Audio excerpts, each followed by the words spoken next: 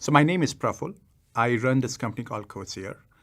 We work with Fortune 500s and help them automate their workflows using artificial intelligence, and especially if it's to do with natural language processing. What that means is that in a big company, if there's something that happens again and again, and it's actually based on English, some kind of process decision, whatever it is, then we can probably get a machine to do that for you at a click of a button.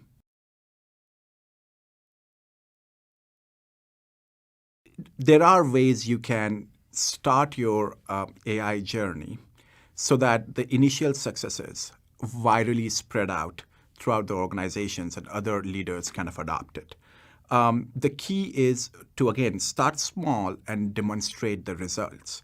So what we call in the business a virtuous cycle of trust. What that means is that if you start with something that is not working very well, nobody will use it and will die a painful death. But if you start with something that is working well, more people will use it, you will get more data so that you can train the machine, and that will work even better. So that virtuous cycle of trust at a machine level or at a problem level, of course, works beautifully. And I think instead of having a huge ambition of like just transforming the whole company in one day by a press of a button, you pick up one area which kind of just aligns in terms of business priorities and technical feasibility. You establish this virtuous cycle of trust. And then as other people are seeing those results, they kind of fall in line and they will try this thing on their own area. And suddenly it becomes a virus that spreads out the company. And we have seen this multiple times, like, our immediate clients, it's many times we have this discussion, okay, let's not do this, let's just do this. And they think that, oh, we are not confident in this and that. But this is the reason that you don't kind of build Rome in a day. You come down and you build a building at a time, right? So I would say that's the best way to make AI viral within an organization and get leadership behind you.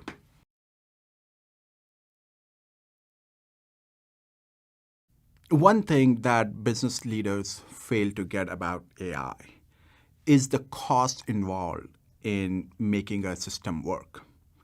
And that is on both ends of the spectrum, right? So there are skeptics who think the AI will never work. And it's not that AI will not work, it's that they did not anticipate the right costs. As well as believers who say, okay, I can do everything, but then they don't plan for the costs, and so it doesn't end up working.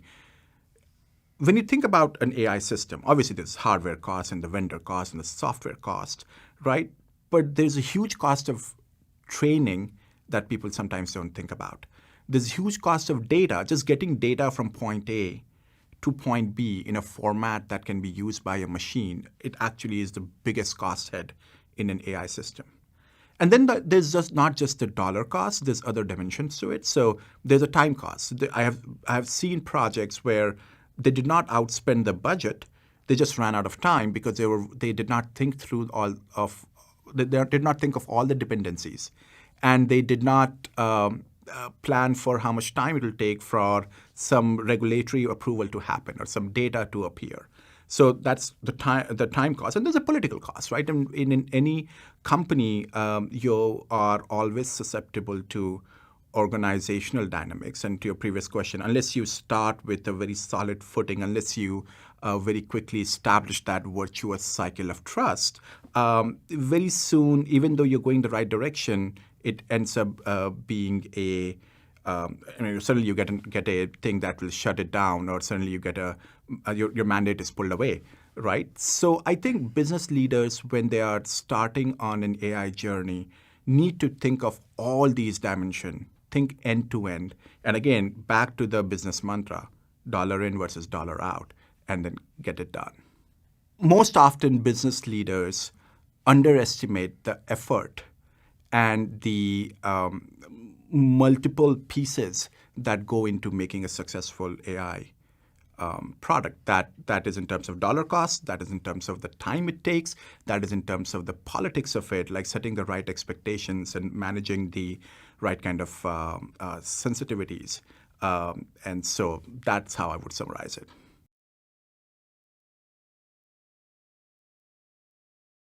I think that narrow focus is not necessarily a bad thing. right? There's a reason they are doing it, right? So there's a misconception that artificial intelligence does not have to do with ROI. And that's not true. In the world of business, everything should be measured on one metric only, dollar in and dollar out, right? And dollar out maybe kind of in different ways. So when you go narrow and when you go very tactical, the case for ROI is actually very easy to explain, right? In fact, I tell my clients to go as narrow and tactical as possible. There's a caveat to that. The caveat is that if you go too narrow and too tactical, it may not justify the investment you have to make for an AI system to work. So then you kind of zoom out and say, okay, if we do this kind of investment, what are the different use cases we can target, right? And so you're not starting from, okay, let's go out and cure the cancer kind of a way. You start from like, okay, we have to develop this drug, and the investment is not probably doesn't justify the ROI over there. But if we make that investment, what kind of problems we can solve for this drug, that drug, that drug, that drug, and then create a platform, right? And so if you take that approach, multiple advantages. Of course, if the ROI equation is clear, you would see that the business leadership just gets behind any idea very quickly.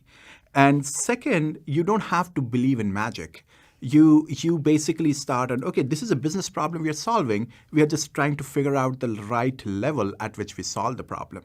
So that's, and in my experience, yes, there is some showmanship. There's the role of that visionary person who can come and say, look, this is possible and that is possible. And that's part of my job as well for Coseer. But really what works is when you make them understand that this is essentially dollar in versus dollar out.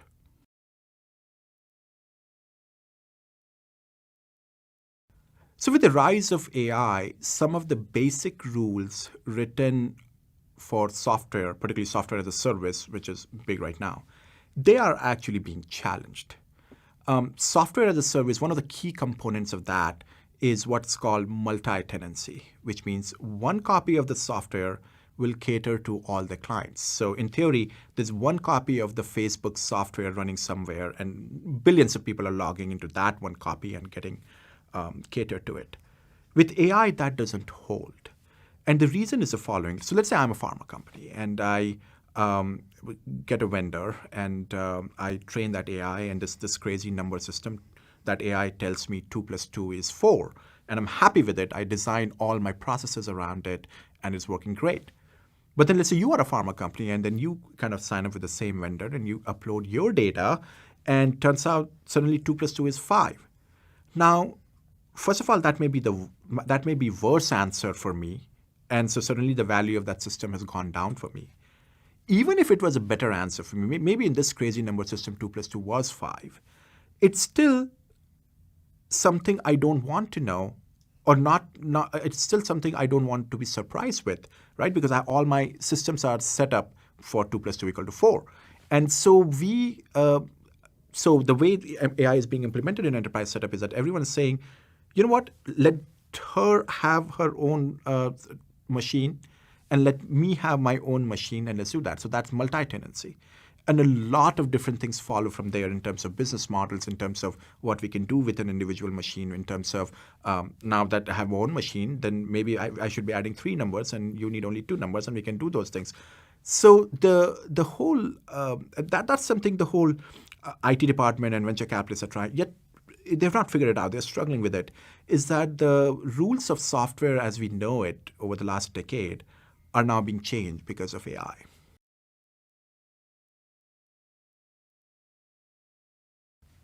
So ethics is something that has been talked about a lot when it comes to AI.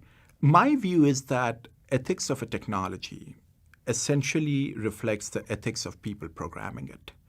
And so there's nothing ethical or non-ethical about AI per se.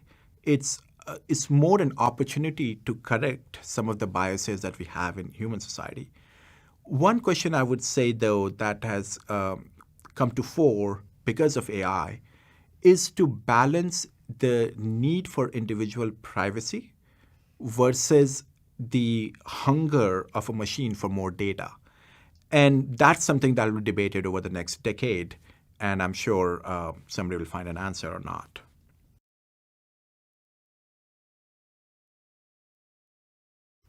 In terms of architecture of an AI system, I think business leaders should not really care, except for the following. Right? It's a data science. You would hire a good data scientist or data architect who would tell you to do that. Right? As a business leader, you should not be worried about it, except for two or three things. One is, how does this architecture scale? So let's say you have a problem, and this problem has been solved at a small level by some promising algorithm or some technique, and now you're trying to solve it at, let's say, a huge level, right? So for, let's say, earlier you were doing only, hard pressed to find an example. Oh yeah, this one. So let's say let's say you have a system that can analyze your wrist for signs of repetitive strain injury. Doesn't matter, right? Basically analyze pictures of your wrist and say something, classify it one way or the other.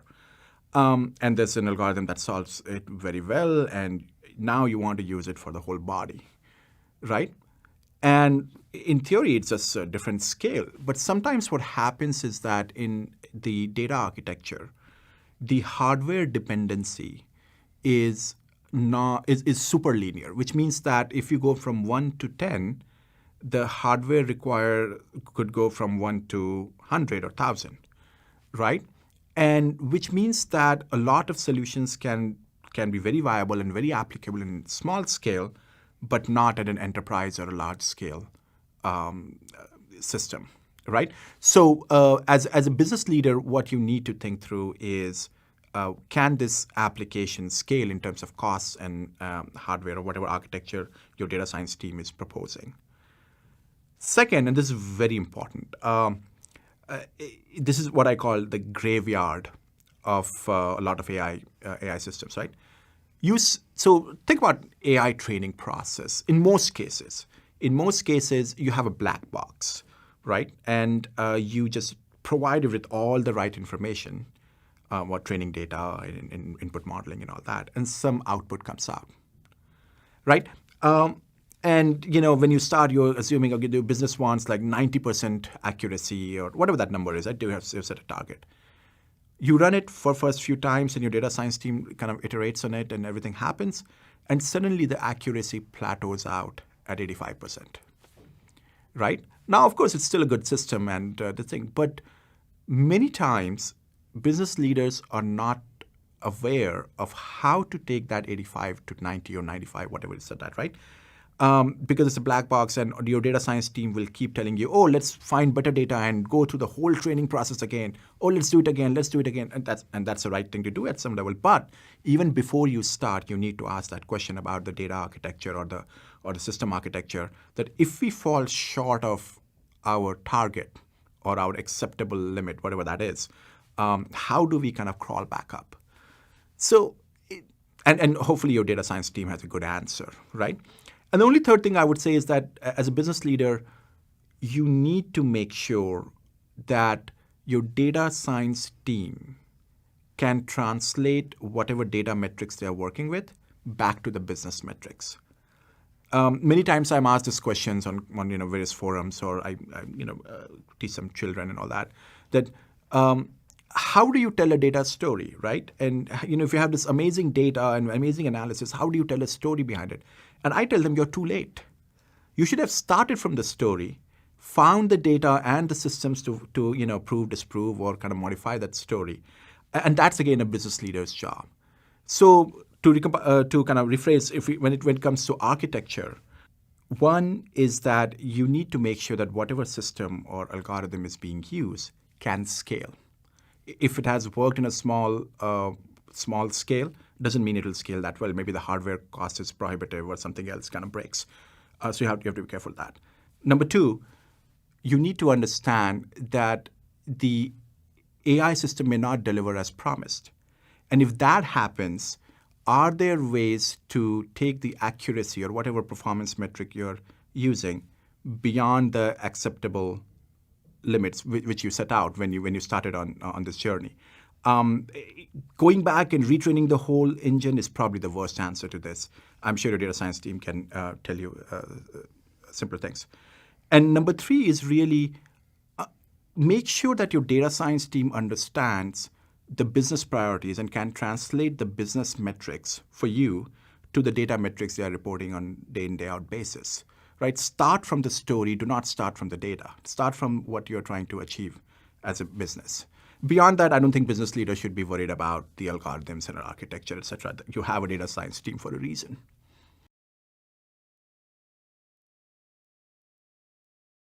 Yeah, no, deep learning is a major technique out there, right? It is modeled after how brain works, the human brain. It is actually showing a lot of results out there, right? So that's why you can understand that deep learning is being successful, and everyone is talking about deep learning today. There's new algorithms coming in and everything. But that's not the only thing. The thing with deep learning is there's two problems, right? Deep learning is very good at emulating human intuition, right? So image processing, for example, right? I mean, there's no reasoning. Like, when I'm looking at this picture, there's nothing that tells me that you are this person, etc., except my intuition that, I can automatically, my brain can automatically figure out the shapes, and we just met, so I know who you are and all that. So that intuition part, I think deep learning is very good at emulating, and that's the reason in image processing applications, particularly deep learning is doing fabulously well. But it does not do the reasoning. So think about it this way. If someone tells you that do not cross the road if the traffic light is red, right? And you need to be told just once to follow that, right? Because as a human, you can reason with that side. You don't need to be shown like 1,000 pictures of what happens when you cross in the red light and all that to develop that intuition, right? And as the AI applications get more sophisticated, particularly when we go into business environment and we are talking about workflow automation, or what's called intelligent process automation, there's a lot to do with reasoning. And deep learning does not solve that problem. And so you have to look at other things. The second problem with deep learning is it's just appetite for data. The amount of data it needs to train properly is sometimes unreal. And a few years ago, economists had this article about how data is the new oil. And they're not kidding, right? There's a reason why a Google or a Facebook is being much more successful than a normal enterprise that is not in this consumer domain, is because they have all the data. And they're using deep learning, and they're obviously putting it in open source.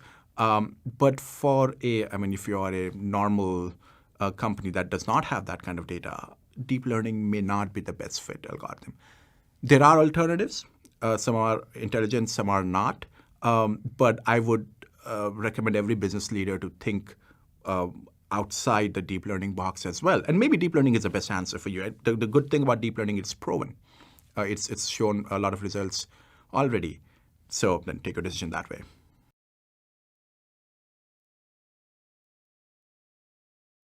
There's a reason prediction and classification are very popular now. It's because they're easier to do. They are more intuitive to understand, and just in terms of the scale of complexity of the algorithms used for different things, they are towards the lower end of that scale, right? And a lot of people are adopting, and that's the right place to start. Just as I said earlier, do what you know, and establish that virtuous cycle of trust. But at the same time, if you think about the human cognition, if that's really what we are trying to emulate, either in workplace or in general, it is reinforcement based, right? We kind of make an assumption, and very quickly something in the environment either confirms or dispels that assumption, and that's how we think. That's all humans think. So reinforcement learning clearly is closer to the human cognitive thinking, and that's the direction this will go. The other advantage of reinforcement learning is that the results are immediately available, right? If you predict something, you classify something, you have to wait or you have to design some system to figure out whether that's a correct result or not for a thing or whatever, do human stuff. For an optimization-based application, you can tell real time whether it's been optimized or not optimized, right? So I think that is a direction the whole world is going to move into this whole development, and that's great. In terms of industries, I think of more about applications than industries per se. Anywhere where there are real-time decisions to be made based on multiplicity of factors. Think of a factory floor, right? That's just the simplest example, right? I mean, what should be the temperature on this particular boiler given the, I don't know, density of the things and mixture of the ingredients and whatnot, right? Instead of like someone checking in or some kind of fuzzy logic working, a reinforcement learning optimization algorithm can do a much better job than a human or a non-AI algorithm. On the other side, people are using it for even self-driving cars. Like, given all these things, there are pedestrians and kids and the pothole and an overhead thing. What should the car do? Or what should the speed of that car? Should it be like 20 miles an hour, 60 miles an hour? So I think the applications. I am hard pressed to say what industries will be disrupted per se, but I think there are applications like these where real-time decisions are very important across industries, which can be helped by this.